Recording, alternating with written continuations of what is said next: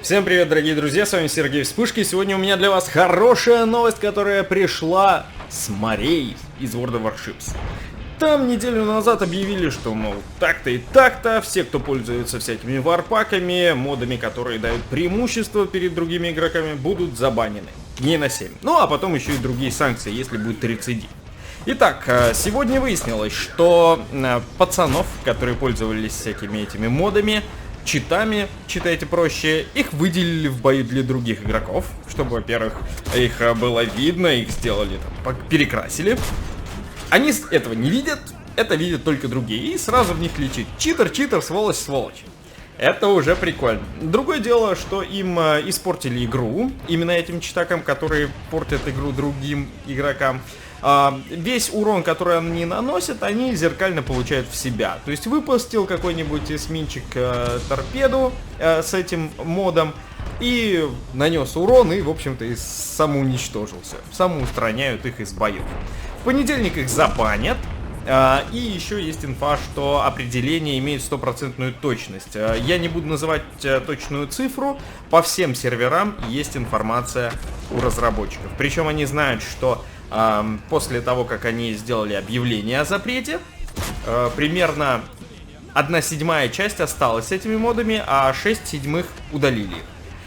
И вот сейчас эта самая 1/7 часть зашла в бой с этими модами, и они получат бан. Ну, то есть, если ты не используешь, если ты удалил все эти читы, ну, окей, все в порядке, давай играй как все. Забыли, да, условно. А если ты пользуешься после того, как мы предупредили, то лови бан, чела, дорогой. Будешь еще раз делать, ну, навсегда мы тебя забаним, нам такой игрок не нужен. И здесь я вижу для World of Tanks безумный позитив. Потому как есть модификации, которые дают очень сильное преимущество. Одно дело там повороты стволов на миникарте, окей, все их приняли, но мне кажется, это должно быть у всех игроков, это другое дело. И это дает преимущество. Другое дело, моды, которые позволяют стрелять, типа всяких прицелов ванги и прочей хрени. И теперь у разработчиков есть инструменты, благодаря которым они могут со стопроцентной точностью определить подобных юзеров, подобных игроков, читеров.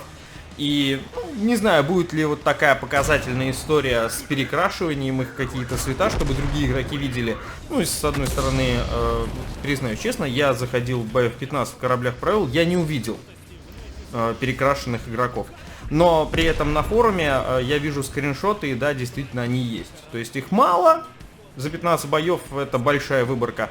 Достаточно их мало, действительно, но они есть. В танках, я думаю, примерно та же ситуация, их немного, цифр у меня нет, но они тоже присутствуют, эти игроки в рандоме, и их бы выпилить было бы классно. Это нечестно, это не по-спортивному, мы здесь ради удовольствия, это мешает другим игрокам получать удовольствие, и учитывая, что в ближайший патч-то выйдет, и там все всякие такие модики, они будут обновляться, я думаю, что уже готовы разработчики World of Tanks на подобные действия читеров. И, соответственно, будет повторяться в танках корабельная история.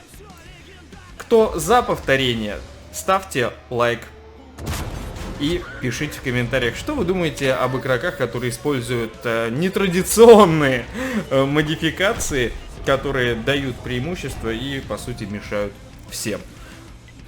Ради бога, как хотите. На мой взгляд, новость потрясающая. Следите за параллельными проектами, за теми новостями, которые там происходят. Там может быть что-то интересное.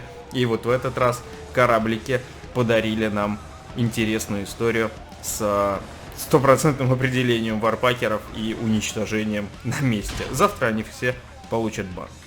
На этом все. С вами был Сергей Вспышка. Спасибо за внимание и пока-пока.